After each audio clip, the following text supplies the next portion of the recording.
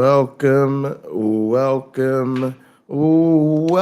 everybody, to another edition of Hot Program. I am your host with the most, all the way from the East Coast. And as always, good people, I am in.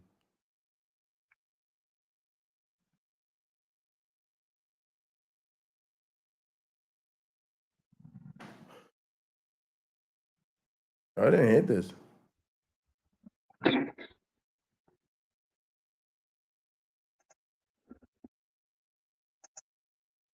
Airplane mode. And now a man who in 2023 had so much free time that nobody would pay him for it.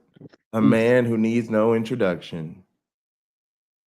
Ouch. A man who apparently has similar free time in 2024. Exactly.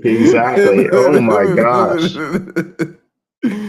Sorry, we're a bit late, folks. I had some technical difficulties with my glasses, aka they're broken. Yeah, they're just kind of hanging on my face at this point.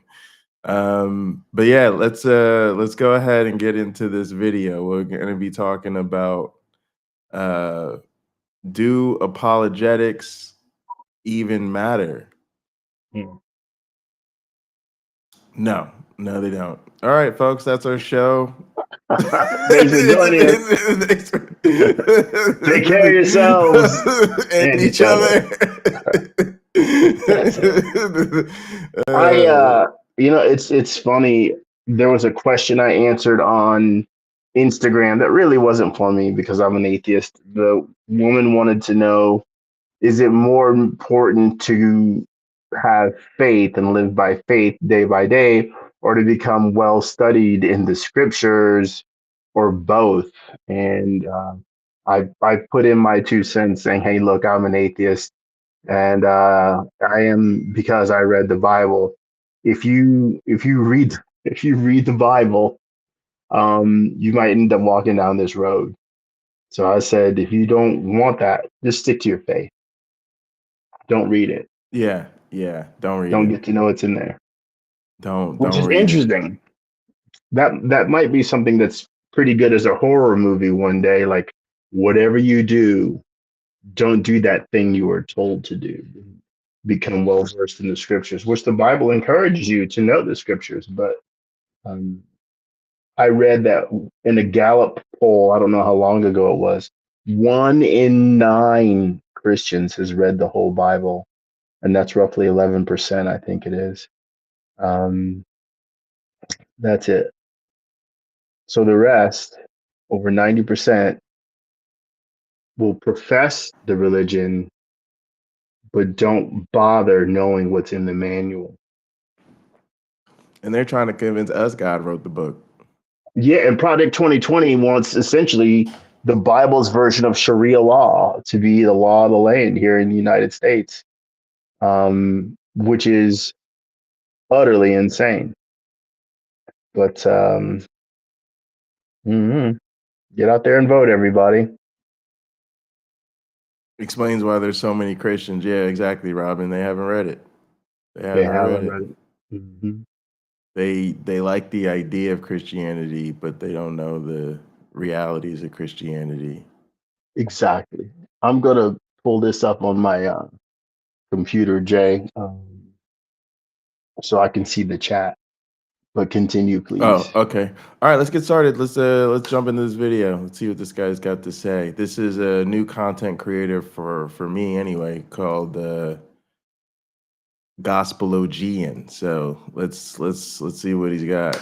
Welcome back to the Gospelogian channel. I'm excited to talk about today's topic, and let me just start by this. If I had to ask you, what comes to your mind when you think about apologetics? Most people are like, oh yeah, arguments for Christian existence, but here's one. What comes to mind when you think about yourself and apologetics? Would you consider yourself an apologist?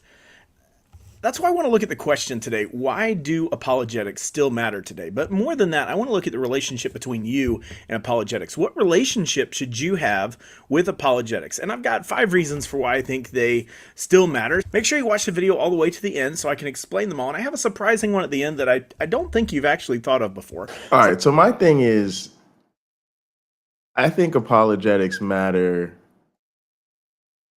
sort of for 2 reasons. Number one is, I think we just live in a time where people are expected to defend their beliefs. And, you know, people are going to ask you about the claims of Christianity, especially people who don't believe them. And I think as soon as you start defending the faith, you're into the land of apologetics. But the other reason is, I just think it's sort of the cat's out of the bag. I just think that it really is the case that most people that are in the faith are getting apologetic defenses of the faith. They may not be seeking them out on YouTube, but just even going to church and listening to the pastor's going to give you a bunch of apologetics. You may not be reading the apologetics, but the pastor is. Your youth group leader is. So it's sort of out there, just even in the sense of people reading Christian books to really to boost their faith. I think that's how they get into apologetics. They get into the apologetics thinking that they should be reading the type of things that encourage them to grow in their faith. And I think the apologetics is attractive to them in that regard. So I don't know that we can sort of go back in time to a pre-apologetic world if one ever existed. That's interesting. We can even read in the Old Testament and the New apologetics for what's already been written previously. Yes. So it's really true. baked in to the religion itself. For our audience who are non-believers, a lot of times when believers are challenging us and we respond, you probably could line 100 of them up and 70 of them will give you the exact same response if they go to church frequently. And it's because it's the pre-programmed apologetic already in their mind. I'm not saying that to be insulting. It's just really laid out for them often in a very simple way. And here's how you respond to those objections in order to preserve their faith. Yeah, absolutely. Absolutely. All right, let's go ahead and see. Let's keep going. So I'm excited to share some of these with you, but number one, apologetics, they are providing a reasoned defense of the Christian faith. That's what apologetics are at their heart. And there's multiple ways you can go about it. There's Reformed apologetics, there's classical apologetics, there's evidentialist apologetics, there's many different styles. And while I lean towards different pros and cons of the different styles, ultimately what matters is that you're able to provide a defense for the faith. But it's not about winning debates. In fact, if you go on my channel, you'll see lots of debates I've had with atheists and people of different beliefs. I don't win a lot of those. In fact, some of them where I'd say I win, they'd say they won too. And so this is really interesting because from my perspective, Christians never win these debates, ever. They never... I mean, this is one of the things that was very apparent to me when I was deconstructing was, it was really profound to me to watch Christians getting their butt kicked, like in the Hitchens debates and things like that. But it's really interesting to me. Like, I wonder where this guy is really at, like what I would think if I really knew him. Cause it's sort of like, I'd sort of be like, bro, you're setting your audience up for failure in like a massive way. Like, first off, yeah, it is providing a reasoned defense of the faith, but I would think you would know as somebody that's essentially now putting yourself in the apologetics teaching, or at least apologetics coaching, or apologetics encouraging. Like, wouldn't you? It's on you to know that these are losing arguments. It's on you to know that there is no good reasoned defense of the faith. It's on you to know that the apologists that have come before you and your contemporaries have all failed at this very simple task of providing a reasoned defense of the faith. So yeah, I don't know. I don't know what he thinks he's getting at. Well, he likely is very sincere about his faith, and maybe the reason he keeps on pushing through is because he doesn't feel he's best equipped for every question that comes his way, but he's certain that Christianity is true, that there's a God, and his prayers might get answered on a fairly regular basis. He might be in an environment where he has this circle of faith around him all the time. So for him, as he walks around in the world, Christianity is extremely valid and comforting and fulfilling for him. So if that's how it is, does it really, I guess in a way like Trump supporters, does it matter what anybody says? If that's how you're viewing things, if that's the world you're living in, and someone's got evidence to the contrary, are you even going to hear it? Probably not. Probably not. Probably not. Yeah, that might be where he is. Yeah. You know what? I think you might be right. When I see somebody like this, it's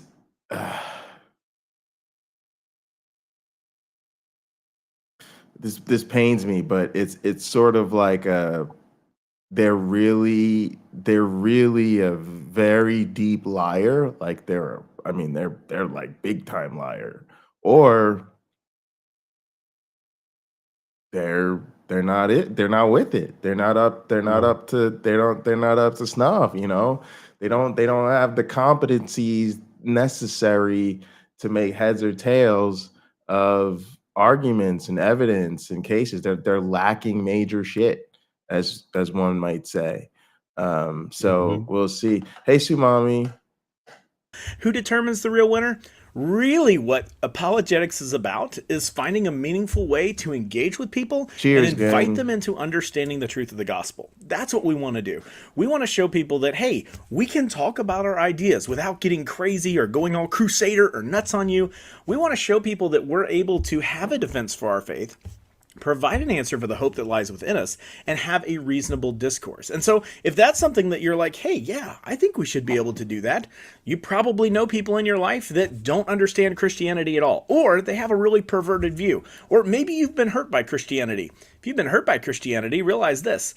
Many, many, many other people have been hurt by Christianity too, and they're wondering, what is the relevance of Christianity? Apologetics help us reason those things out. They help us have these conversations and show how reasonable this faith is and be able to invite people into that conversation. And these are just conversations. So first, once we know what apologetics is and why that's important, let's talk about skepticism. In today's culture, there's a lot of tough questions out there. Does God exist? Why is there suffering? The problem of evil. Why did God let this happen? What we want to do is provide clarity amidst confusion. If you're a Christian, you already know that the truth of God's word gives us clarity, gives us structure, gives us organization, and gives us boundaries for how we live our life. It helps us know how we do what we do, and it gives us a reason for living.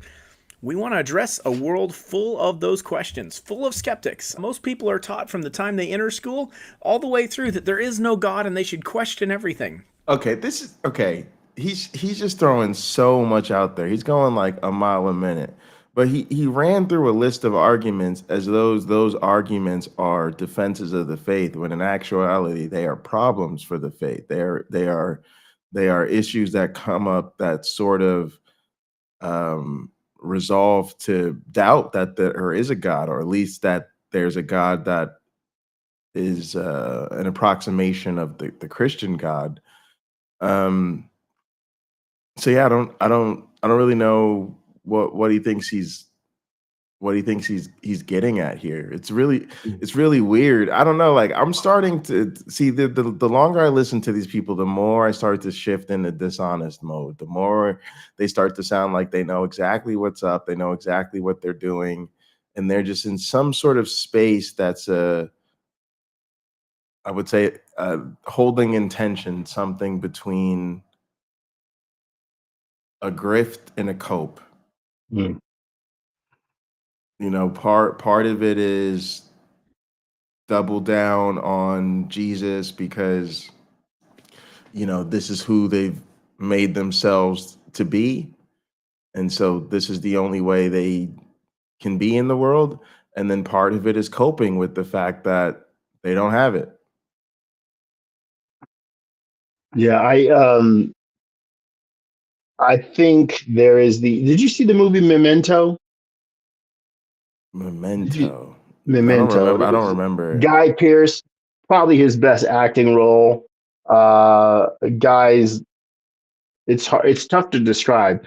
Carrie Ann Moss is in it. They're trying to solve a murder.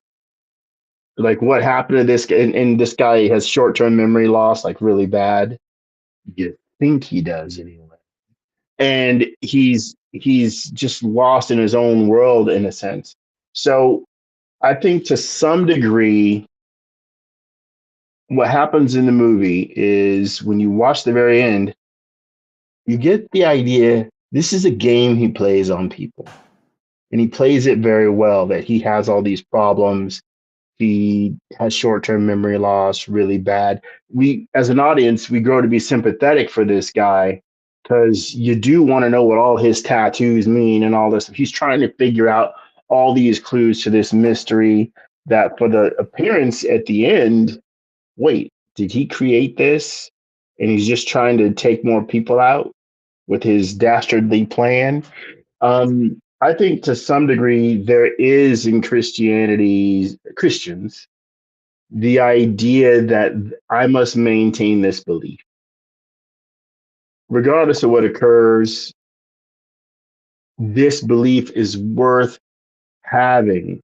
I think I'm going to repeat myself when I say they feel it should be true. It's good enough to be true. Whether it is or whether it isn't is secondary because they find elements of it that consistently work. Are there elements that consistently don't? You better believe it. They're not going to lay hands on somebody and heal them. They're not. That'll never happen in most Christians' lifetime, right? Unless they're a surgeon or some sort of nurse or someone, you know, with qualified help. But they're not even as good as the Yanomamo Indian shaman who knows which tree to pick the leaves off of to make a tea to cure somebody for this or that. That guy's had knowledge passed down to him from 1,000 years ago. You know, they don't. They have 2,000-year-old knowledge, but the gift that comes with it is pretty much maybe some peace of mind. That's what you get out of it, not actual ability to accomplish something else. Yeah, absolutely. I want to pull back just a sec to hear what he says here again. It helps us know how we do what we do, and it gives us a reason for living. We want to address a world full of those questions, full of skeptics. It gives us a reason for living. That's hard to hear. That's hard to hear. It is. I think with so many of these people that's what it's really about. There's so much emotional investment in it that there's no real way of like stepping back and thinking about, is this true? Does this make sense? I'm somewhat even wondering if he's read the whole Bible. I think we sort of think for these people to be apologists, they sort of have to have a lot of biblical knowledge, but I'm not really sure. Yeah, it's interesting when I see all the books that are behind him. Let's assume these are his books. That looks like a library table, maybe. I don't know. But let's assume these are his books and this is his home. I gotta think it's a green screen. It might be. It might be. When I'm upstairs in my dining room, it looks fake, but it's. I mean, this is where I live. It's real. It's just somebody made a very nice fireplace once upon a time. If it's not a green screen, right? If it's real, it appears there's an interest in books there, and he may be extremely well read. But one of my high school, well, I know the guy from kindergarten. He was, I admired him so much because he always had a book in his hand if he wasn't running, right? Because he was a distance runner. He always had a book in his hand, and I just like, he must be so smart, smarter than about everybody else because he's got all this knowledge from reading his books. But he's a Christian. And he'll accuse me when I challenge him on what he says by giving another scripture. Oh, you always misunderstand. I'm like, you didn't explain anything. You didn't offer, but I did, right? You didn't give chapter and verse, but I did. And I threw at him, I don't know, it's going around the internet, this 12-year-old kid's arguing with Mike Lindell. And he says to Mike Lindell, who's like this guy, the My Pillow guy, he says, your evidence is trust me, bro. And I just had to quote him because that's what he's saying to his other readers, right? It's just trust me, bro. But why is that good enough? Right? Why is that good enough? This is a major, I'd say, belief in Christianity is not only a life decision that's major, but also if you're tithing, it's a major financial decision. Definitely. That money could be going towards your retirement. It could be, to some degree, it probably does do some community service and feed people, but you could do that more directly without paying the overhead, right? People don't typically do that. They don't have the money to spare to do that. So they put their money in a collection plate and they hope it goes to do, good. The good is multiplied because the money is pulled together and it can do bigger things. But as it's kind of terrifying to hear that it's a reason to live. Because if it is not true, right? If it is factually not true, where do people get their next reason to live from? Are they going to just turn to another religion, or are they going to actually look around the world that they live in and say, hey, what do I want to give to the world? What do I want to offer? And let that be their reason to live. Not what do they want to take. Obviously, you want to have experiences like going to see Venice, Italy, and the pyramids. But is there more to it than that for the average believer? I hope so. Somebody wrote Robin Webster got more directly. Oh, I think I'm only seeing part of the comment. But what I see is, why, if Jesus is coming back, do they really need to worry about retirement? Well, the Bible says both things. Like Jesus says, don't save your money for tomorrow. You won't need it. Basically, tomorrow will worry about itself. Because of course he thought the return was imminent and the kingdom of heaven was imminent and the new Jerusalem coming down from the sky was imminent. He was wrong. Elsewhere in the Bible, it says, yeah, you should save money so you won't be a burden to people when you get old. The Bible also says the most money, and I forget where this is. I wish I remember where this is. I think it's in Proverbs, or I think it's in Proverbs, where the most money you should have is enough to take care of your family, your children's family, and their children's family. Any more money than that, you should be, you shouldn't keep it. It's just too much, which I find very interesting. But those people had a lot of kids in those days, quite often. So that could be extensive, a lot of talents stacked up. But that's my take on it. Yeah, I mean, it reminds me of what I try to tell people, which is that the ask is not really this lovey-dovey believe in Jesus stuff. That the ask is really to dedicate your life to Christ. And when when they tell you things like this is what gives them hope, meaning, and purpose, it becomes a little bit more apparent. the other thing is that it's just scary to me. Like I just don't I don't know what to do anymore. In a sense, I'm becoming even discouraged to engage a lot of these people. I'm I'm I'm I'm I'm becoming more and more inclined to just want them to just go somewhere and play. Just go like fine, like just go over there, you know, go play. Because I don't know what to tell you. Like you're a grown person. You're a grown person, and you want to find a reason defense of miracles. And at the end of the day, it's because of your inability to cope with death. And I know a lot of these people were brainwashed and stuff like that, but at some point it's like you're grown. Like you're grown. What do you Let me mean you're not gonna die? Like you just need you take all this stuff on faith because you need to not die. That's childish. What are we talking about? well, let me ask you, because you kind of have a front row seat with your grandparents, with how much they dedicated to you, dedicated to religion over their lifetimes. Now they're in a spot where you probably would argue they would be in a much better position if they hadn't given so much away Oh yeah, over definitely. time.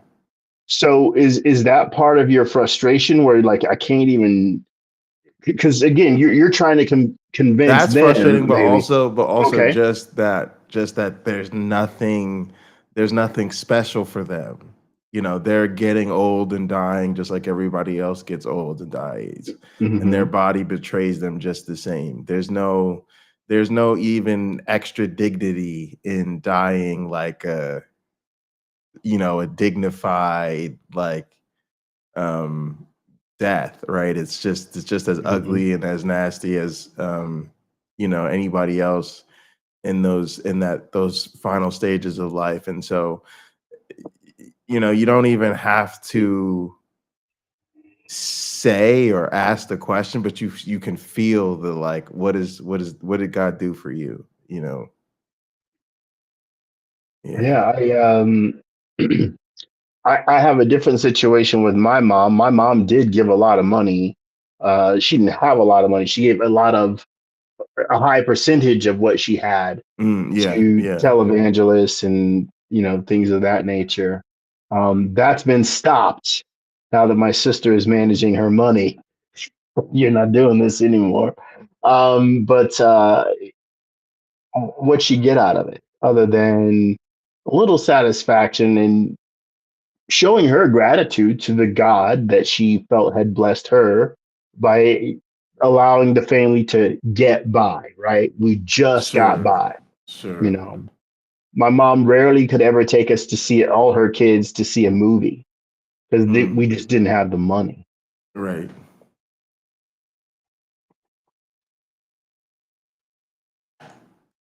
People are taught from the time they enter school all the way through that there is no God and they should question everything. Oh, okay. This other thing pissed me off too. Nobody's taught that in school. Yeah, Nobody's I taught find that that in very school. strange. Yeah, I Yeah, find that a nobody's very taught that strange in school. statement. Not even in public schools. Nobody's taught that. Nobody's taught that. I don't. It's so weird. It's so weird. And the smirk. I don't like. Why do Christians know they know that, especially in America, that we're not taught anything other than Christianity, and people are pretty much indoctrinated in Christianity from the gate. Um, and then they act like they're so persecuted. Like it's just so weird. It's such a weird thing to say. It's a very weird thing to do. And it feels, and again, like it it would pisses me off, and especially pisses me off when I see, like, I hate to say it, I see white people doing this shit, because you're at once in the most privileged fucking group, and then at the same time acting like you understand what it's like to be persecuted. And and imaginary shit, not even no shit that's really happening, nothing that anybody actually really says to you. Like it's insane to me. Well, I'm wondering how far we are away from this guy mentioning that there are litter boxes in bathrooms at some middle school Yeah, somewhere. right. Yeah.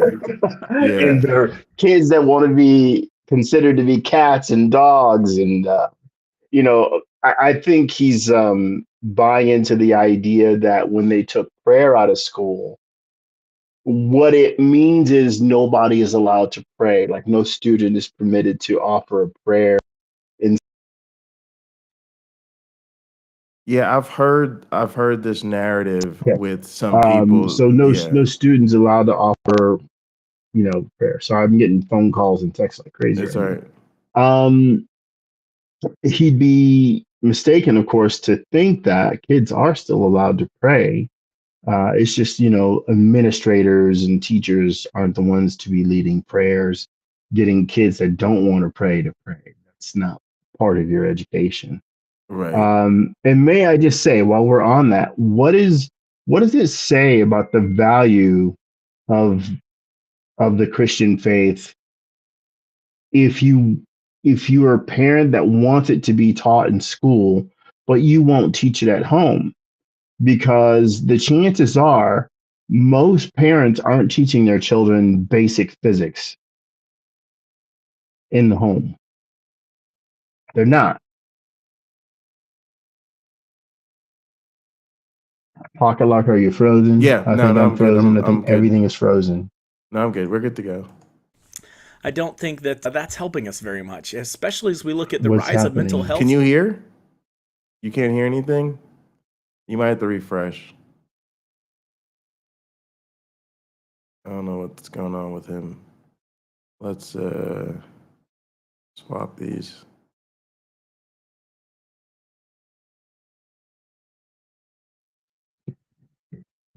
All right, is that better? That is better. I think we're all back. All right. Statistics, and with the rise of atheism, especially atheism being indoctrinated as an actual belief system, and maybe to the exclusion of Christianity in some extreme cases. No. This actually really pisses me off because, in a sense, I think we should be indoctrinating people in atheism. But we should be able to be honest, even with children, to say, hey, no religion has actually met the burden of proof. Hey, no religion has actually demonstrated any, sufficient evidence of its claims. But we don't do that. And we don't do that out of respect for his punk ass religion. And this is so sincere, even in public schools where you don't have, religious instruction, you never have any sort of telling children that religion isn't true. Nobody does that. And again, it bothers me because I think there's a really good argument to be made that you should, but we don't. And we don't do it out of protecting the feelings of Christians like him, who literally can't cope with people not agreeing with them. And so for him to sit here and act like we're actively teaching children that there's no God and we're actively pushing atheism on children as a belief system, this is just lies. This is literally just lies. It's just lies, and you're just a dirtbag. You're just a fucking dirtbag. And then at that point, I don't care anymore. I don't. You're lying. You're clearly lying about enough for me to now think you're a liar. And the other stuff is just you're stupid. I'm sorry, but that's what I was trying to say. Guys like this, they're either really lying or they're really stupid, and he's probably both. I'm reminded of the hardest enemy to destroy is the one that doesn't exist. And this guy, sort of the easiest enemy to destroy is the one you make up. Well, it doesn't exist, but it's different in the sense that you are the one determining what's in the straw man, right? Yeah. This is never meant to be a strong case that he's presenting. It sounds that way. People who trust this guy will listen and internalize what he's saying as though we atheists are the ones who are evangelizing, right? I get Jehovah's Witnesses and Mormons coming up and down my street, knocking on my door, wanting to share their faith. I'm not mean to a single one of them. Just not. It's not my way. But I don't see other atheists going door to door. Hi, I'm an atheist. I'd like to spread the magical world of atheism Right. to you. It might happen for some comedy skit, but as far as day-to-day life, it's not happening. It's not.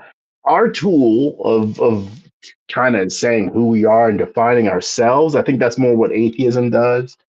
Atheists do, like, look, we'll defend and define ourselves. It's not really up to us to convince other people that we're right. That's not what we're trying to do. I think on Hot Program, we talk more about why people who believe are wrong than why we atheists are right. We simply haven't been presented with evidence that is going to satisfy our needs for belief in a God. It's that simple.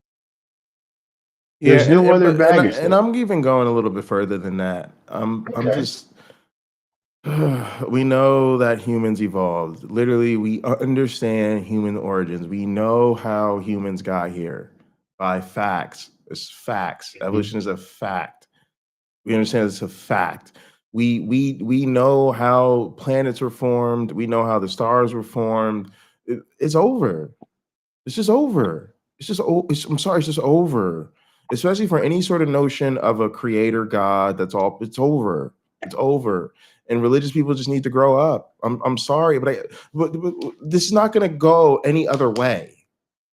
We're not going to wake up 20 years from now and say, you know what? Maybe we're wrong about evolution. Maybe we actually were created. It's not going to happen. We're not going to discover the whatever. We're not going to finalize our theory of abiogenesis and all of a sudden, you know what? I think maybe Yahweh did it. Like it's just not going to happen. And so it just really gets I'm so tired of having to deal with these grown people who literally just won't accept reality and now want to play these word games when actuality they're the intellectuals in the room. Actually, in reality, they're the ones who are making the most reasoned arguments. They're the ones who have the evidence on their side. Like, no, y'all are children. You reason and you think like children and you behave like children who can't lose. Remember that everybody remembers that friend when you were growing up who couldn't lose. And so they literally would change the rules of the game in real time to keep the game going until they won. Yeah. And eventually, what did you do? You just said, fine, you win, and you walked away. Because it just Exactly. It's tiring. it gets so exhausting. And that's where I'm a Christian. It's so exhausting. I'm so tired of the word games. This is a person who doesn't belong on the internet. Bro, you big fail. You went live in your own home and said stupid things in public. Self-inflicted wound. I don't know I sound mean, y'all, but like there just has to come a time where you're like, enough is enough. I'm just gonna 2 + 2 = 4. We know where humans came from. It isn't the God of the Bible. I'm really sorry. You're severely mistaken. Severely mistaken. Hey, Pocket Locker, I can make the interview tomorrow. Sumami has put in a comment. I didn't see the bigger part of the conversation. I just see her comment. I would also not tell them that Santa Claus or the Easter Bunny are real. I tell them to work to buy those things. So they appreciate that. I knew that as a kid. So I know you want to do a parenting interview with me about my wife being a believer, me being a non-believer, and us raising a child together. So maybe things like this, I don't know if you want to work those into it as well. Sure. Yeah. It's just an idea. I see Sumami put that in there, and I thought it's an interesting thing because I haven't really thought about what to do about those things for my daughter. Things like Santa Claus and the Easter Bunny, they can be fun, but the meaning, right? The meaning is what she needs to understand. I want to tell her the truth. I want to let her know how these things are derived, and that they can be enjoyed, but that they aren't true. But I think she should have fun getting her photo taken with Santa and the Easter Bunny. But well, yeah, that's the thing is do you tell them that, what do you tell them about the reality of these things? I think you can tell a kid these things are not true and they can still enjoy them. yeah, I think that much more with Santa Claus and the Easter Bunny than I think with Jesus. I really don't think. I really don't think. I really think Jesus. The Christianity is a cult, and not a good one. It's not. It's not special. It's just a cult, and a lot of it is really really gross. And so I wouldn't want a kid indoctrinated into that because there's a lot that comes with it, and a lot of it is really really ugly. And that's a way I don't think it's okay to play with the kid's mind. And even the Santa Claus and Easter Bunny thing, I don't know. Because, if you tell them it's true, then at some point you admit that it's not. And I do think I do think the kids that know or have a leg up on the other kids. definitely. The kids, yeah, the kids that know have the leg up. So it's interesting. I think you'll see that those two things rise at the same time. As we remove the reasons for being alive, as we remove the purpose for people to be here, and we enter into a world Stop. The Christianese is just killing me. Listen to this. Christianity in some extreme cases, I think you'll see that those two things rise at the same time. As we remove the reasons for being alive, as we remove the purpose for people to be here, as we remove the reasons to be alive, as we remove the purpose for being here. This is the shit that I be wanting to tell people I find so insulting as an atheist. That if I don't believe your magical bullshit, I don't have a reason to be here. I don't have a purpose to be alive. I mean, these are things that to me are like fighting words. They're like calling me the N-word. It's extremely dehumanizing language that we only let you get away with because we feel bad for you. We feel bad that you're in this really pathetic state where you're dependent on these Jewish blood magic stories from thousands of years ago. And we let you get away with shit you shouldn't get away with. But nobody should be able to look you as a grown person in the face and tell you without their foo-foo stories, you have no purpose or reason to be alive. It's such a dehumanizing thing to say. Yeah. I agree. People find all manner of reasons to go on in life.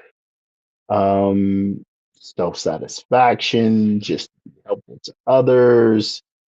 We see nuns do this, right? Nuns and monks are sort of the best examples of religious devotion.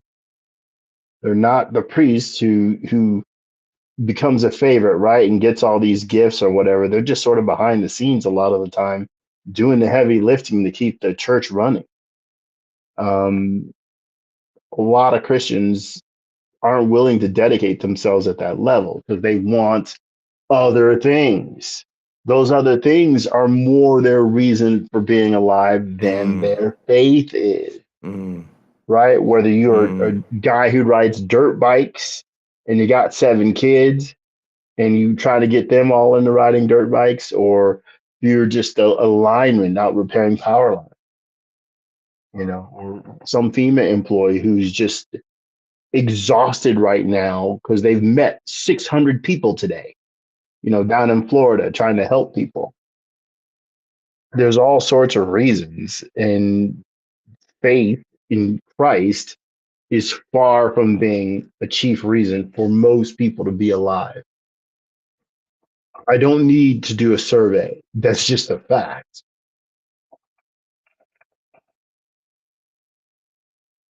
No, that's it really is. It's a really good point. And again, I hate to say it, but it calls the bluff in the same way that I say, forget heaven, forget eternity with God. Most Christians don't want to spend the afternoon with God, and we can tell by the fact that they brag about who gets out of church sooner, because in reality on Sunday they want to go watch football and whatever else they do on Sunday, brunch, shopping, rest, take a nap, whatever it is. And that's amazing. How many people literally want to get out of church on Sunday so they can go take a nap? They want to get out of church so they can go do nothing. They want to go do nothing. They would rather do nothing than worship God. Go to the pool, cut the grass. Yeah, they'd rather do absolutely nothing. But I think you bring up a good point in the sense of it's a myth to dedicate your life to Christ. None of them really want to dedicate their life to Christ. They don't. Not only do they not want to be in church all day on Sunday, they don't want to be serving God Monday through Saturday. There's so many other things that they fill their life with. And again, if we told them to dedicate their life 24/7 to Christ, to be like a monk or a nun, most of us would tell us that churches that do that are cults. Very interesting. That is such a wonderful point. I'm glad you lifted that higher. It's true. People would point saying that's insane. When we have examples in the Bible of Jesus saying to the rich young ruler, hey, if you would be perfect, sell all you have, give it to the poor, and follow me. He's telling them, here's the easiest path I could give you to true dedication to the cause of Christianity. Sell it all. Give it away. He didn't say keep something for yourself. But no, he made it very clear, and so few people actually make that choice. I think it's not because they don't know. That's a commonly preached upon sermon, because why? It gets people to put money in the collection plate to keep the church going, or to buy a plane for a couple of dollars. So it's just one of those fascinating things that kind of says, I want to approach this faith casually. I don't want to be the most serious that I can. No, that's great language. I want to approach this casually. Mm-hmm. I know Christians now that don't even want the miracles. They don't even want the miracles. They want to lay claim to a scientific worldview. They want to come up with naturalistic explanations for the miracles of Jesus and then claim that they're Christians. Walk around with crosses on and pray about everything. All right. Well, to each their own. Hey, Michael. Enter into a world where you're just here by random chance. The skeptics provide questions that have no answers, which lead to depression, lead to mental health, all sorts of other issues. Christians need to be able to have apologetics. This is dude, this is a 6-minute video. We're supposed to get out of here early. But he keeps saying stupid stuff. So again, this is stuff where I want to fight. I want to fight Christians who talk like this. Because I'm bipolar, and lots of my friends deal with mental health issues. And to be honest, it's not a joke. And then once again, it's 2024. We live in a time where mental health is supposed to be like this. I'm supposed to be able to just talk about mental health regular, on a podcast or whatever, because we're in a time where we're supposed to be normalizing mental health issues. We're supposed to be addressing them through proper treatment, medication, therapy. We're trying to make strides forward to make it so that people who deal with mental health issues can be whole, happy, and live their authentic selves. But It's actually religion specifically that acts as a cudgel in a fake mental health system. Like literally, these people will tell you when you're depressed, you need Jesus. When you have anxiety, you need Jesus. You're struggling with alcoholism, you need Jesus. Porn addiction, Jesus. Okay? And then literally, when they give their testimonies, they use mental health. I was so depressed, then I found Jesus. I hated myself and my life was so terrible, and then I found Jesus. And so they're the ones who are actually harming our mental health by pretending that their little miracle cult game is a substitute for medicine. And so then to turn around and then blame the atheist and blame non-believers and say we're somehow raising questions that don't have answers and therefore we're causing people depression. And it's not even true. Like, if we raising where do you come from, we don't know. Where are you going? We don't know. What happens after you die? Probably nothing, but we don't know. And that's causing you anxiety, that's causing you depression. If it's causing you those things, it's probably most likely because some religious people lied to you about and gave you the false expectation to actually have answers to those questions that anybody even 8 or 9 years old could tell you. That's just questions we just don't know. We just don't know. We just don't know. You just ask questions we don't have the answer to. Simple. It's pretty simple. You literally ask the question we don't have the answer to. So the only proper response is I don't know. There's nothing to lose sleep over. Ain't nothing to be stressed about. Ain't nothing to have a headache. Ain't nothing to be in crisis over. So if you're in crisis over these questions, it's because of your religious indoctrination. So it just really, really bothers me that he's going to turn around and blame a problem that his religion causes on non-religious people. Well, again, it's that sort of he's doing his job as an apologist, right? He's doing his job as an apologist. He's washing his faith clean. He's essentially cleansing his faith of all its sins. Right? People do this with God. When I challenge him saying, oh, I read the Bible and I saw the cruelty of the Old Testament God and the cruelty of Jesus in the book of Revelation. And I'm like, that's not for me. I'm not party to this. Well, a lot of people, they're certainly not recalling everything I'm not saying, right? They're not in my brain. And I got all these different instances I could elaborate on. But their reaction is they believe in a merciful God. And they see Christ as merciful, making an enduring sacrifice so that they could go to heaven.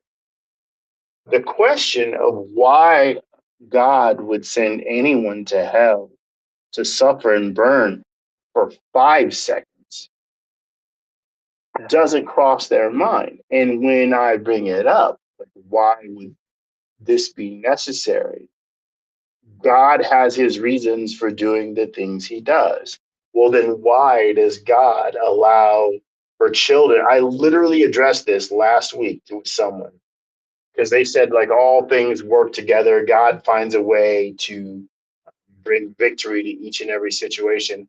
And I mentioned kids getting assaulted by priests and other members of the clergy in church. There's no comeback from that. There is no sane person has a comeback from that. Right. That justifies it.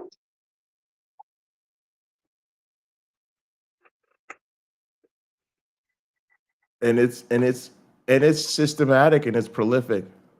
Mm-hmm. And it's in all denominations, and it doesn't make any sense. All right, let's see what he's got. And have these reasonable conversations to help. Also, thanks, Michael Beverly. Good to see you. Great video. Really appreciated being a part of that. I think it came out awesome. So, were you part of the Christy Burke series? No, not the Christy Burke series. This was responding to Rebecca Davis and Chris Dade, I think his name was, on slavery. Wow. people see the light of the gospel and Jesus and how there is a way for them.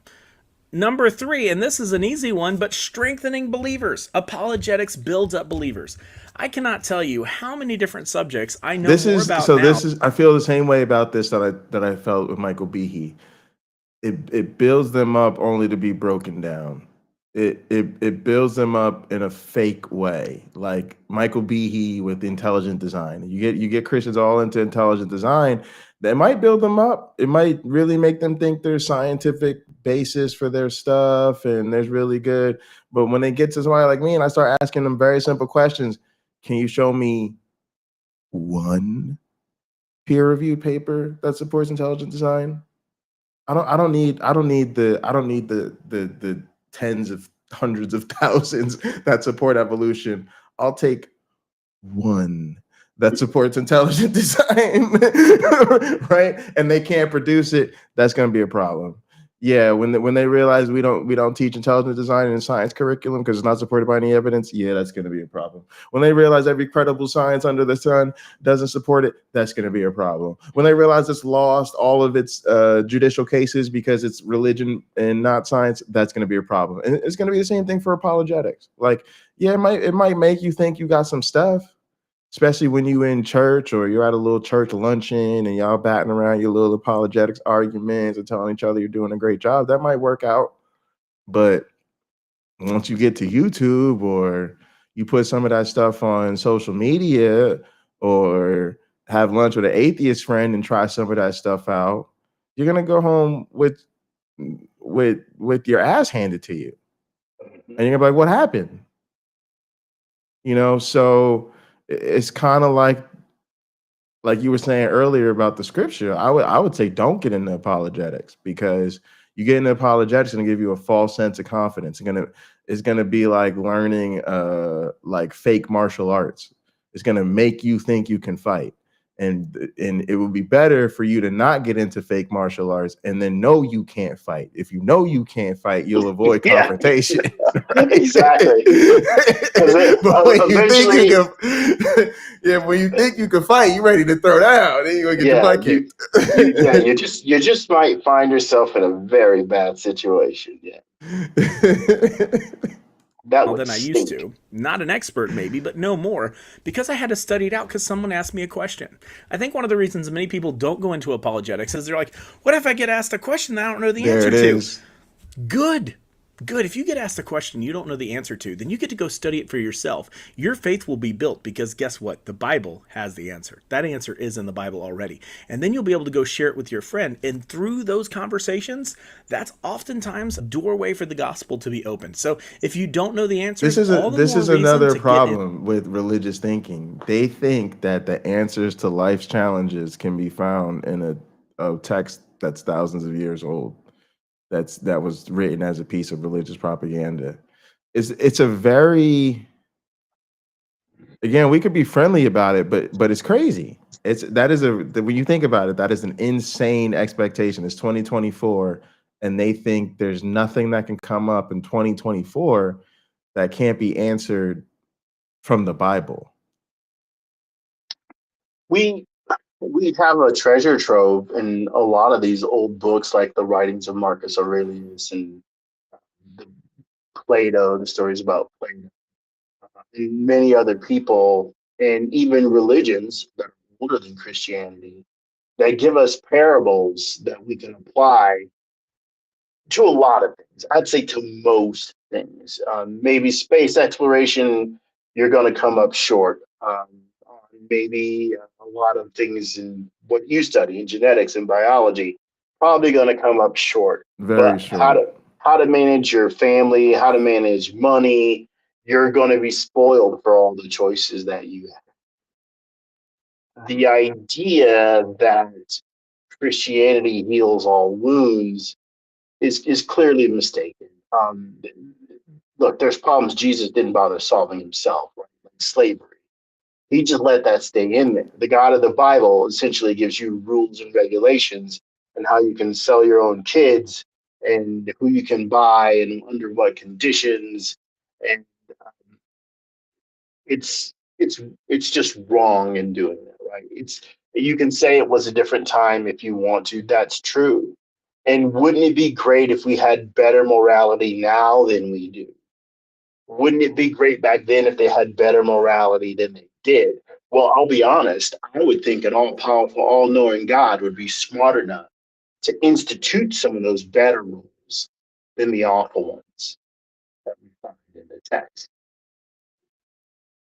I don't know. I don't know everything. I'm just saying. Oh yeah. Oh yeah, definitely. And again, like that's, to be honest, so the slavery thing, you know, we did that video, but it does come up a lot, and it's a death knell for Christianity. How does this God not just hit them with the thou shalt not own people? And it's so funny because they always go to the, well, he couldn't, and there was too much of their lives, and he told them to not steal. He told them not to eat pork. He told them not to murder. He told them not to eat pork. Blended fabrics. Don't eat the shellfish. Don't covet your neighbor's wife. Did you think it was reasonable to expect people to stop coveting their neighbor's wife at the time? I mean, that's crazy. It's just insane. So no, that doesn't work. That doesn't work at all. Can I just say something? Yeah. For our audience, if someone comes at you with that argument that it was different back then, just almost let them shut themselves down. Let them shut themselves down. You got to take the Socratic approach, which is asking the person questions that lead them to the conclusion that you already have, right? You're allowing them to construct their own path to understanding. And there are people, like I'd say G-Man seems to be one, who would almost fight you in the process because he wants to hold the Bible's God faultless. At least I haven't seen where he didn't. And I was in a chat with him and what's that lady's name? S.J. Thompson. Oh, the creature. But what's her name? I don't want to get her Thomason. name. Yeah. S.J. Thomason. Okay. And some guy Veckel. And I'm I know scriptures in the chat. I know I'm throwing it in there, and they're just ignoring me. La la la la la la la. So that way of just giving them facts often isn't going to get you where you want to be. But again, I will say one of the most important rights you have is a right not to be a part of that conversation anyway. If you just don't want to hear any of that crap, just say, I'm not really interested in this conversation. And it can end there. And it can end there. It can end there. And you can say, however, if you write to hello, my one black friend@gmail.com, my one black friend might set you straight on this. Yeah. He loves talking about this stuff. And honestly, like it's weird because I feel the Maya coming on in me. But there's a way in which, y'all know my typical MO, like I just want to be honest, like just this is silly, just leave it alone. It's not true. Like I don't know what you're talking about. But the Maya in me is just like, I don't care. Like if like I don't know, because I don't know what to say to a person. I'm just making up a person, y'all. But I don't know what to say to a person. You're 45, you have a family, like you need to believe you're not gonna die and that you're gonna see your grandma in heaven. Like I don't know what to tell you. Like I don't do you. You know, hope if it makes you happy. There you go. Then why the hell are you so sad? Let's say that. Let's call that 45-year-old guy Jeff. Jeff, it sounds wonderful, even if it's true. Even if it's true. Because you're kind of saying it isn't true. It isn't true. But if it is, yeah. It sounds wonderful, man. It sounds wonderful. Crazy. And I think Jeff should be able to enjoy the peace of mind. Because I think the thing we have to keep in mind, Christianity has good branding in that it says it is a personal relationship with Christ. That's what Yeah, they have. A personal relationship. That's a fantastic piece of branding. it is. So It if is. this is my personal tape, I choose who I share this with. It's not really for public consumption unless I deem it so. So their personal relationship, you can always say to them, I appreciate you being willing to share your personal relationship with Christ with me, but it's not something that interests me. But thank you so much for being caring enough to consider it. You've that person, you've done everything right, in my opinion, if you do that, because you've addressed what that person wanted to share. You showed clearly you understood it had a quite serious meaning, that they valued you knowing, which means they care about you as a person. As my ex-girlfriend said to me, they don't want you to go to hell. And they really believe there is one. So she didn't want me being too aggressive when I came back at people who were proselytizing. And I said to her, thank you, because you're right. They're approaching me from a very considerate angle. They are genuinely interested in me not going to hell. And they probably don't want me taking hell away from them. Because when I do, I take heaven away. Heaven goes with it. Yeah. I take what?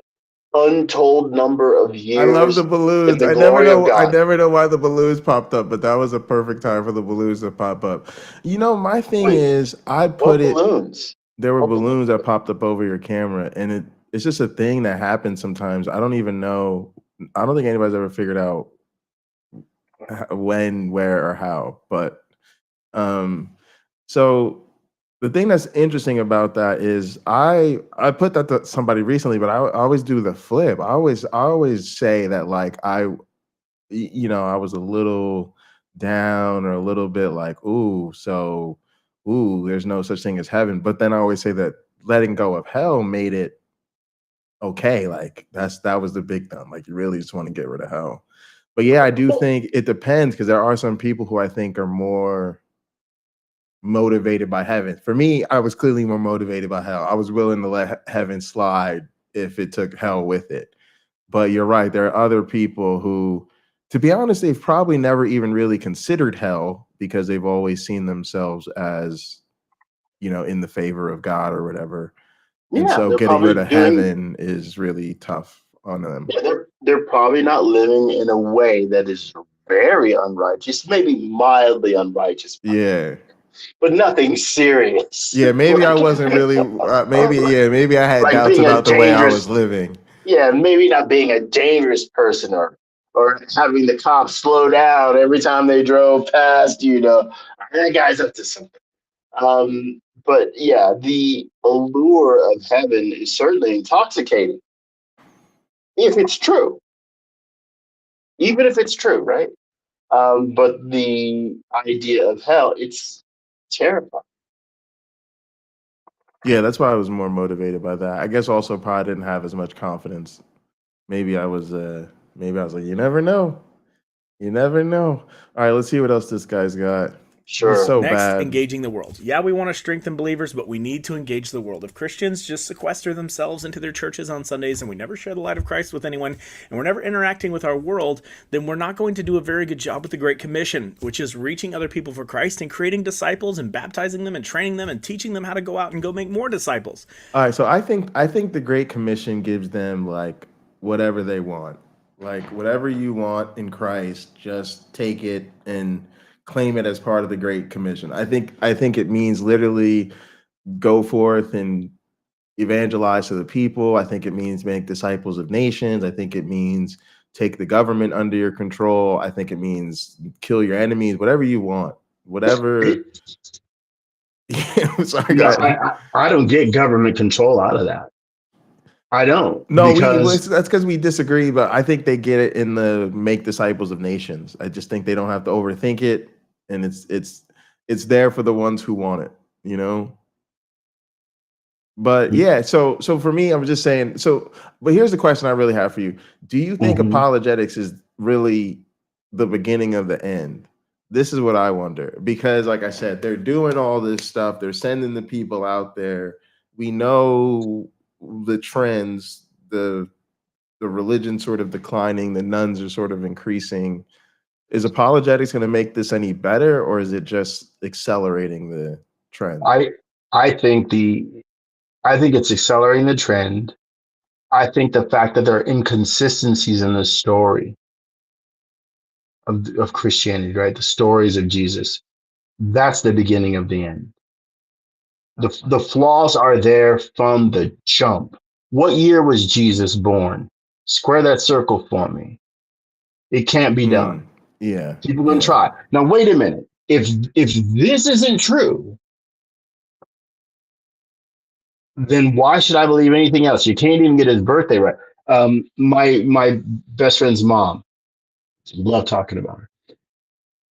She went to Jerusalem.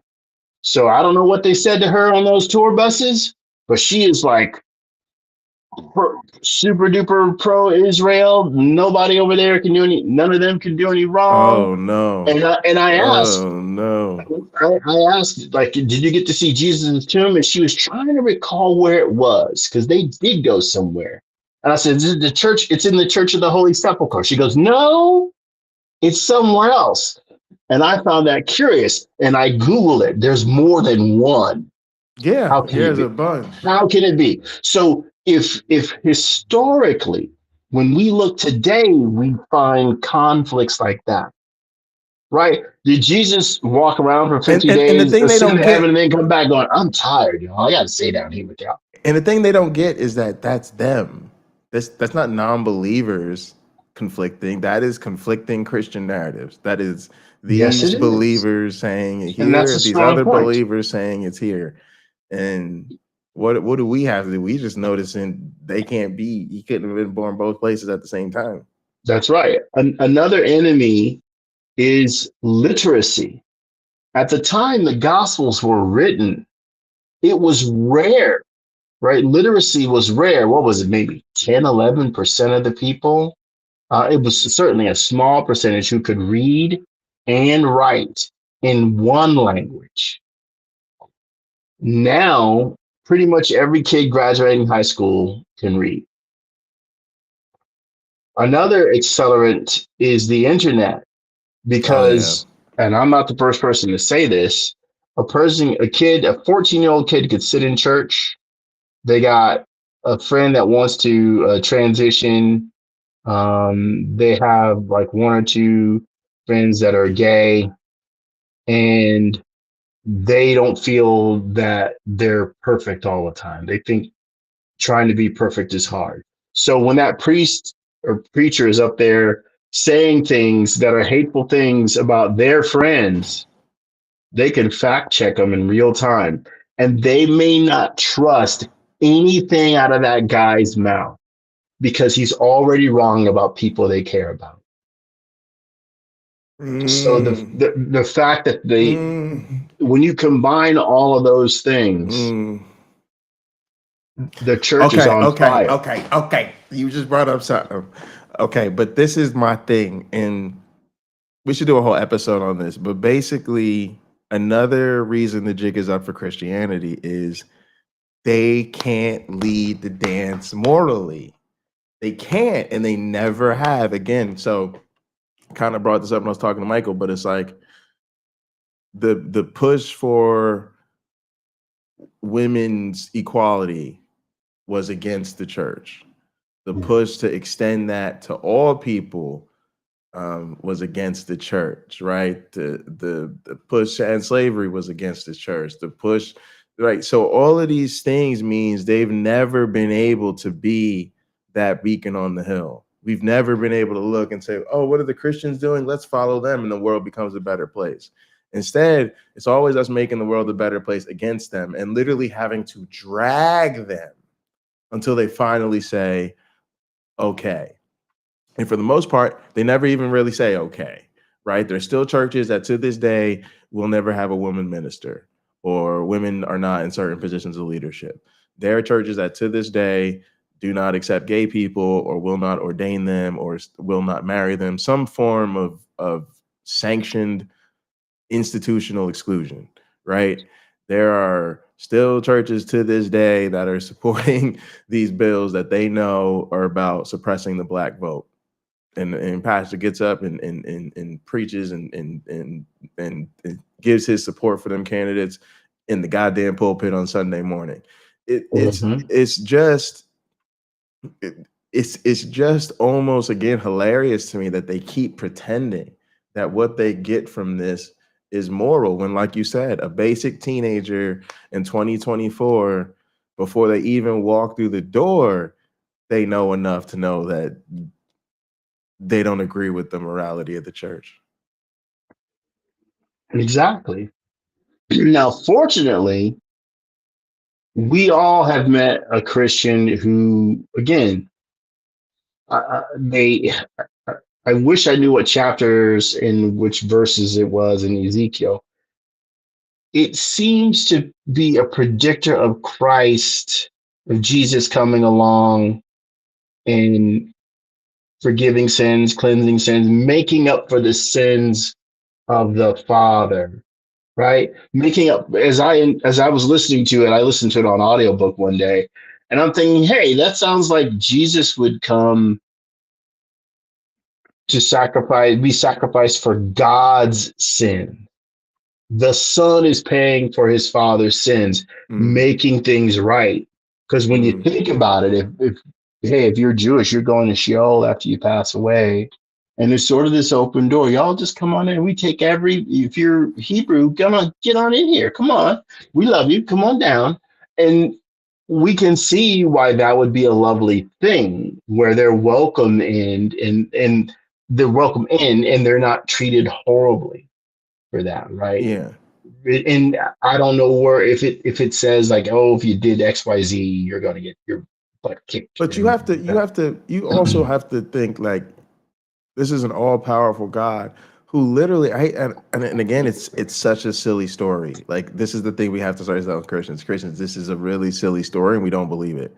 Because how can an all-powerful God not bear the burden of forgiveness? The true story that would even make Christianity more believable, it'd be a whole different story because there would be no sacrifice of Jesus. But it would have been for God to so love the world that he forgave us.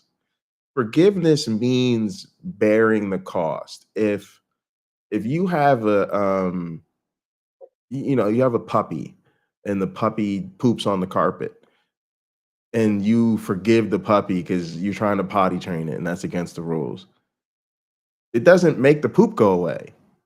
You've got to clean it up and do whatever you got to do. You'll learn the same thing with your child. Like when your child will do something, break something, do something wrong, if you choose, you can choose to discipline them. Hey, you're on timeout, go to your room, no revoke a privilege, whatever it is. But a lot of times you'll choose to forgive them. If you choose to forgive them, you still are they broke the thing. They ate the cookies. They pooped themselves on the floor or whatever it is. Whatever it is, you bear that cost. That's the power of forgiveness, is I choose to bear the cost of the thing you did to me and still love you, let it go anyway.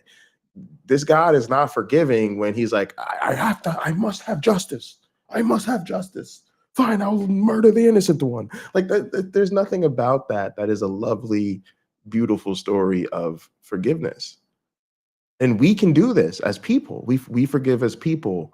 What kind of sense does it make that this all-powerful God can't just forgive?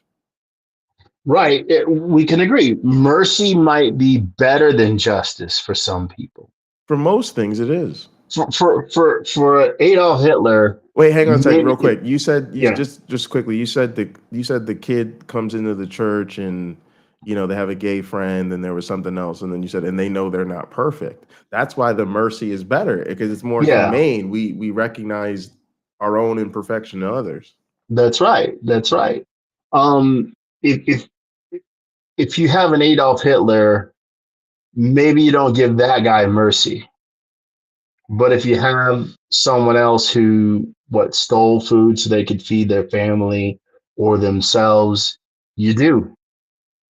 Maybe you should. If you have someone who, there's a thing I saw, maybe it's on Instagram or YouTube Shorts, where a guy got convicted of, I think he robbed a store, and he was waiting to go to prison because he had his trial. He was supposed to go to prison. Well, they're supposed to pick him up, and they never did.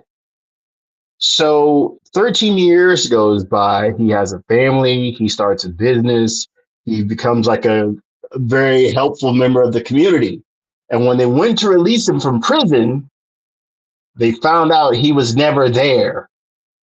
So they went and arrested him to take him to prison. And the judge says, time served. This guy turned his life around.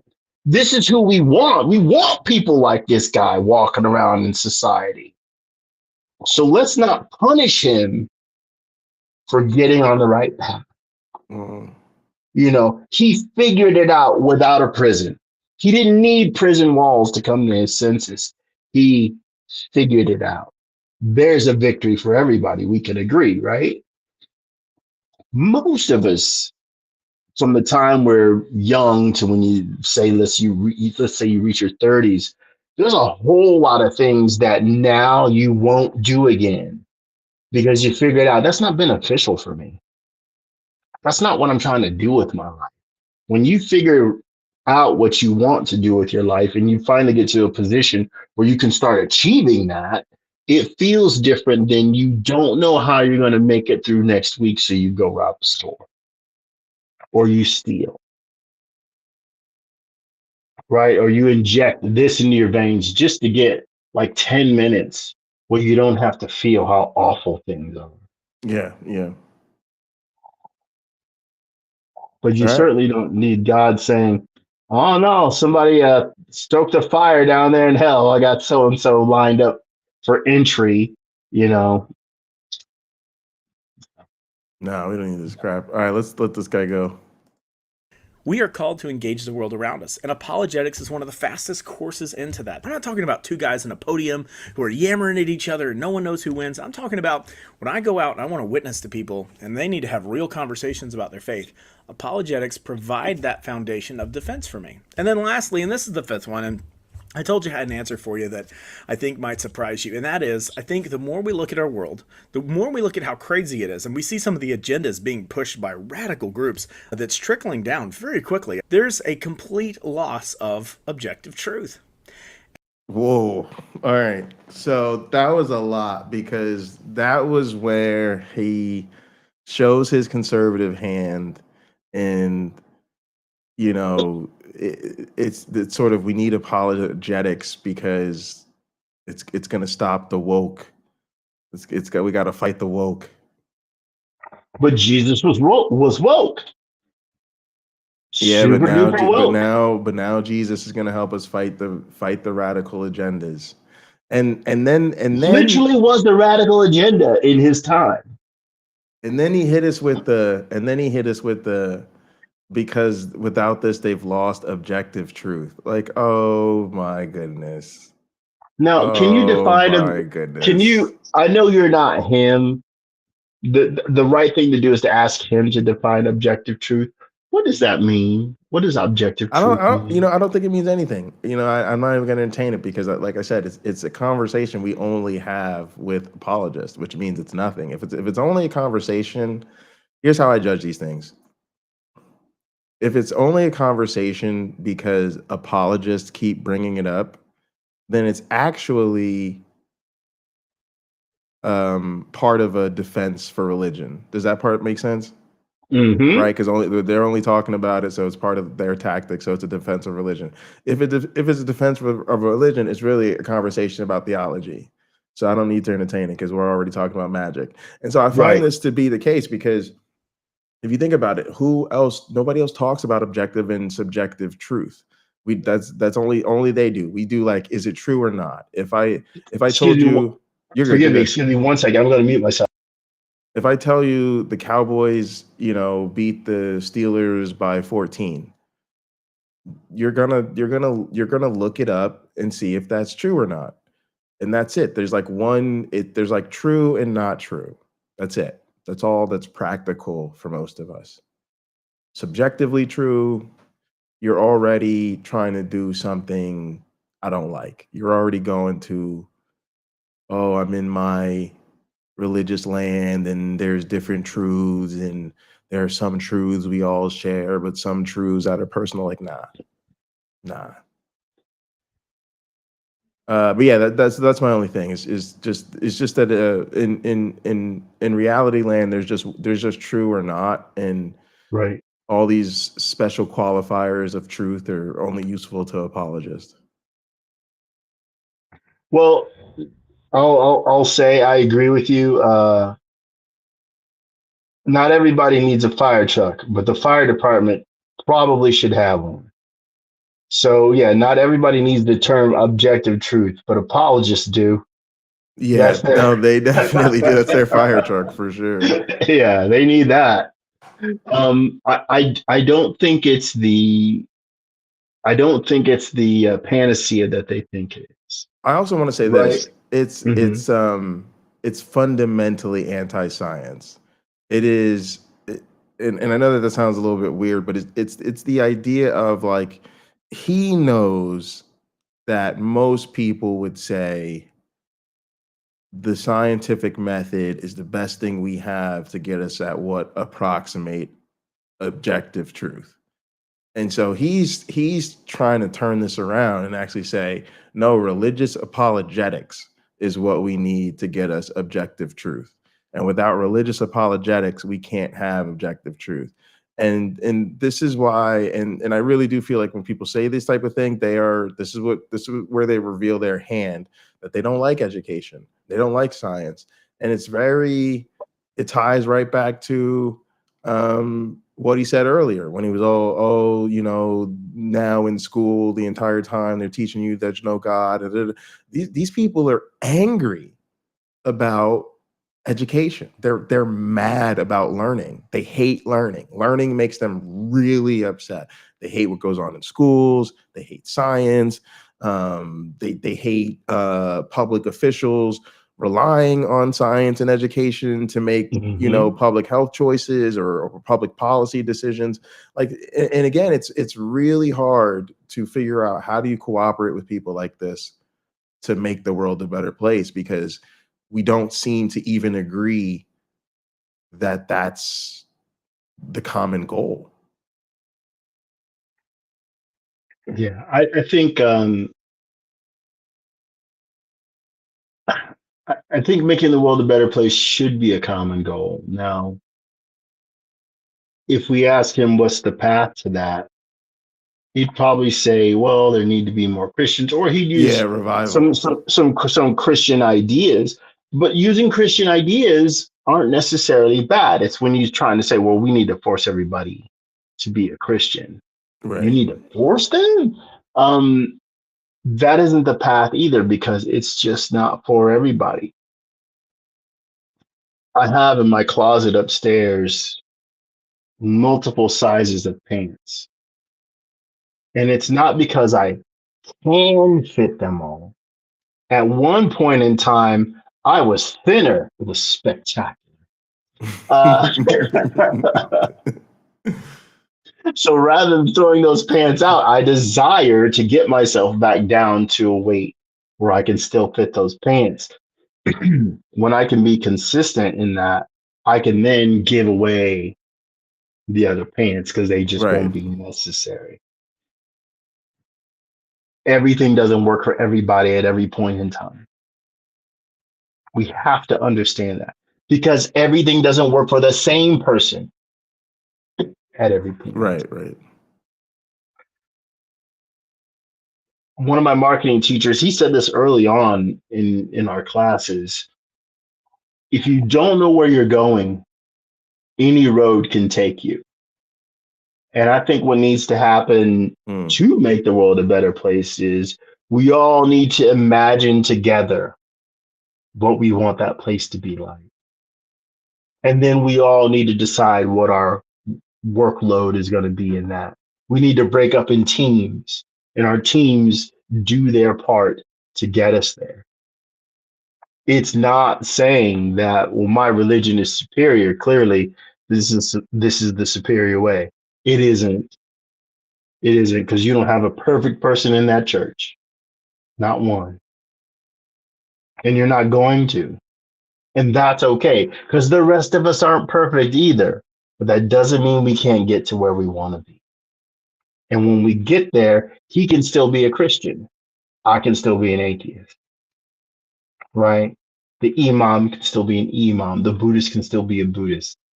None of us have to give up, that sort of thing. See, the thing that's really interesting about this guy is, he started sort of in apologist land, sort of routine defense of apologetics. But to me, here towards the end, he's really making a turn, and at the end, a hard turn towards the political. He's really like, hey, we got to fight these radical ideologies that are trying to take over society. So it's, he's one of these people that I think, like so many Christians, they're swept up in the culture war right now.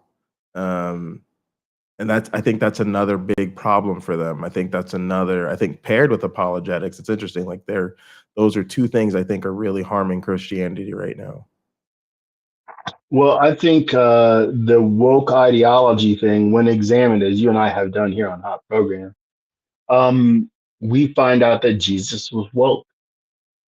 I think the prospect to some of these people who are like, they're anti-woke when they can't even explain what woke is. They might be able to make 1 or 2 points, but they can't make 10. Right. They can't make 5. And maybe woke is not that deep. Maybe it's not 10 points deep. But they probably will like most of what they hear because they want it for themselves. Right? I'm not on this planet to beat up on anybody's ethnicity. I'm not. I spend 0 time per day doing it. I've been that way my whole life. It's not worth it. I think good and bad people come in all shapes and sizes and colors. They just do. That's always been true as far as I know. All right, let's see. Let's keep going. Go ahead. And my 5th answer is truth matters. It does matter. And I think many people know that truth matters and they're locked into their belief system and that's what they think is truth. But I think it's really important for us to be secure and inviting to the truth. We don't want to be upset and hateful and mean to people that don't believe the way we do just because they don't have truth. We need to realize that the truth is something that sets people free. The truth is a person. Stop. Did you catch what he said? We don't need to be mean to people who don't believe the way we do. Just because they don't have truth. Just because they don't have truth, yeah. Okay. Required reading. Before you get baptized, look, Jesus clearly didn't come back already. So before you get baptized, they should be required to read the entire biblical text. They'll never do that. And for giggles, the Apocrypha. But I'm just saying, the Bible should have set it up that way, but they didn't. When we go into the biblical text, what we see is people being converted on the spot. Right? The Ethiopian eunuch. Look, well, actually, that's a bad example because the Ethiopian eunuch was studying the Bible. When he ended up saying he met the Christian, right? I forget which one it was, and said, "Look, there's water. Let's go baptize me now." That's enthusiasm. And many people have become Christians with similar enthusiasm, but without the studying. Right. So if all you're doing is signing up, getting your membership card, is that enough? Is that enough? You're just adding to the numbers and it's another one with a label, but there's work involved. According to the biblical text, according to that Great Commission, I almost said Great Commission, but then again, they are harvesting from the vine, so maybe I can say Great Commission. They're supposed to go out there and make more disciples. There's work to do. It's not supposed to be passive. Although most people who do believe in the Christian God and call themselves Christian have a very passive, personal relationship with God. Absolutely. Absolutely. For us, and we want to invite other people to know the truth. I think sometimes, especially conservative Christians, it's just the gaslighting, you know. We should circle the wagons and stay away from that evil, terrible world, and we should realize that we know the truth that can set them free from their slavery to sin and the devil and all the things that are oppressing them. Oh my goodness. When I see someone behaving or living in a way that is completely anti-God and evil, I need to realize that person doesn't know the truth. The truth is Jesus, and I should invite them into it. So when we talk about why apologetics matter today, they matter today because the Great Commission is still out there. Because Jesus still has his followers being salt and light in the earth. But what I want you to think about is how apologetics apply to you. You need to be an apologist, and either you'll be a good one or you'll be getting to be a better one, or maybe you need to learn some. But there's a lot of tools out there for you to get started with. If you want to comment on this video, I'd love for you to share what apologetics resources have been most helpful to you and what your experiences have been, and I'll reply back to them as I can. It's interesting that he talks about the need for apologetics, but doesn't give any particular apologetics that you need. Which, it was kind of a commercial for a product you can't buy. As seen on TV. Well, how do I get this? Well, you should have got it when you saw it on TV. Yeah, I guess he thinks you're going to come back and get the apologetics, or you already know where to find the apologetics, but that could be. Yeah, that could be. I don't know. I just think, he definitely made his case, but in a sense, so yeah, we said apologetics do matter, but not for the reason he thinks they do. And I think in the end, we sort of landed on the same page, where I like the fact that he's going to keep telling his people, you have the truth, the truth, the truth. Nobody else has the truth. And that's going to send them out into the world.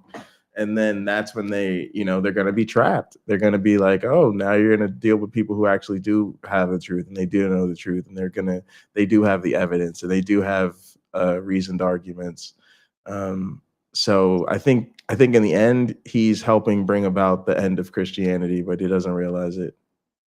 That could be, because the people who will flock to him to check things out, eventually they're going to come across somebody like you or myself who will ask questions, and their answers were supposed to answer those questions, but in the moment they don't. And again, audience members, if you are, well, believer or non-believer, go ahead and turn it into a Socratic process where you get that person, you lead them through the steps you already went through by getting them to provide answers to those questions that will help them arrive there, rather than them staying lost in their truth.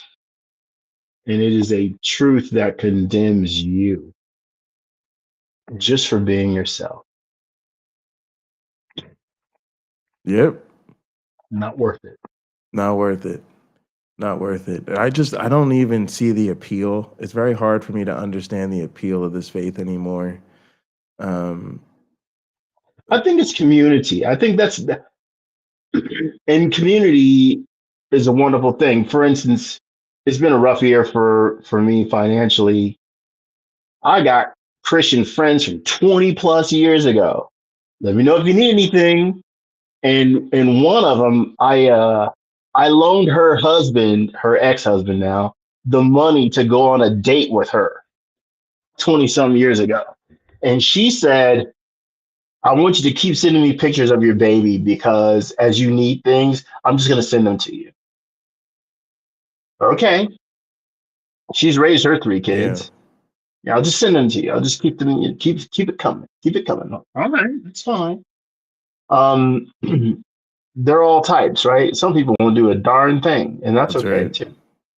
But there are those people like her who just like, she's been blessed, as she would say, more than most. And she is so happy to give, but not just to me. She would do that with anyone, not just me. So they're out there. But I'm a non-believer who's like that. If I got it to share, I'm sharing. Right, right. I'm not trying to keep it all for myself. I know that's not fun.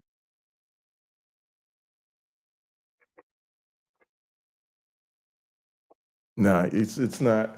All right, y'all, let's get up out of here. I got to try to fix these glasses. I don't know what the hell's going to happen. Oh, they broke right as we were going live, so I'm trying to figure something out. Can I give myself a plug, Pocket Locker?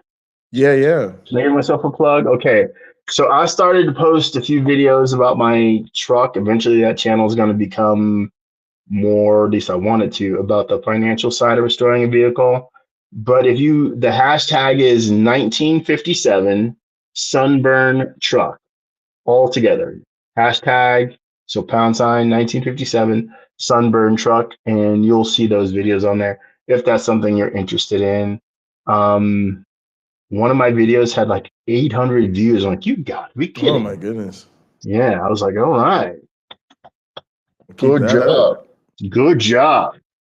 I can't tell you what it's on. I don't even remember. But anyway, there's only like 14 videos there. There will be more as time goes by. I'm going to work on the truck a little today until my back tells me you go in the house and you play with your child. So. PC dropped the link for us. Thank you so much, PC. Thank you.